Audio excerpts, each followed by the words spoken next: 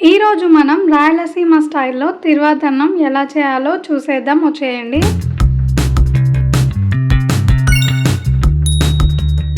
ముందుగా దీనికి కావాల్సిన పదార్థాలు ఏంటో చూసేద్దాం వచ్చేయండి. ఇదైతే హోల్ గరం మసాలా, ఇంకా ఉల్లిపాయలు, మిర్చి, టమాటా ఇవన్నీ ఇలా పొడుగానే కట్ చేసి పెట్టుకోవాలి. అప్పుడే టేస్ట్ బాగుంటుంది.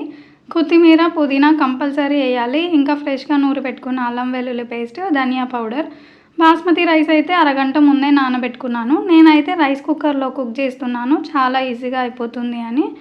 ఇంకా నెయ్యి, నూనె వేయాలి. నెయ్యి అయితే కంపల్సరీ, టేస్ట్ దానివల్లనే వస్తుంది.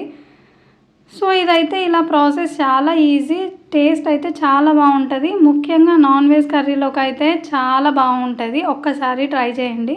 రాయలసీమ సైడ్ అయితే దీన్ని తిరువాతన్నం అంటారు. నార్మల్గా అయితే colour rice, bagara rice. So process అంతా యాజ్ ఇట్ ఈజ్ ఒకటే ఉంటుంది, కానీ నేను వేసే ఇంగ్రీడియంట్స్ ప్రతి ఒక్కటి మిస్ చేయకుండా వేయండి, చాలా బాగుంటుంది టేస్ట్.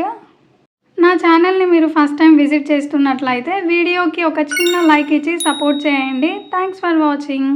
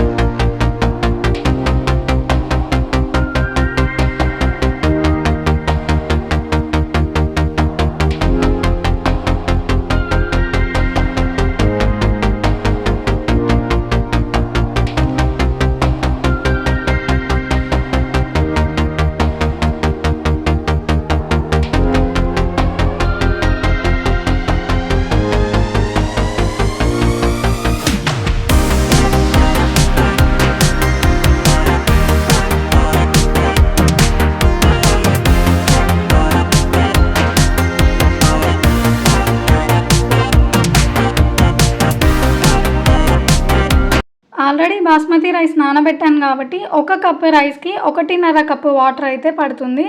నేను ఎక్స్ట్రాగా 1 కప్పు వాటర్ కూడా వేసాను, ఎందుకంటే మరీ అంత పొడి పొడిగా లేకుండా కొంచెం పిల్లలు కూడా తినడానికి ఈజీగా ఉంటుంది అని. మీకు నచ్చితే 1.5 కప్ అయినా వేసుకోవచ్చు. సో పర్ఫెక్ట్గా కుక్ అయింది. ఇంకా దానికి కాంబినేషన్ వచ్చేసి ఫిష్ కర్రీ చేశాను, ఇంకా అలాగే చికెన్ ఫ్రై కూడా చేశాను.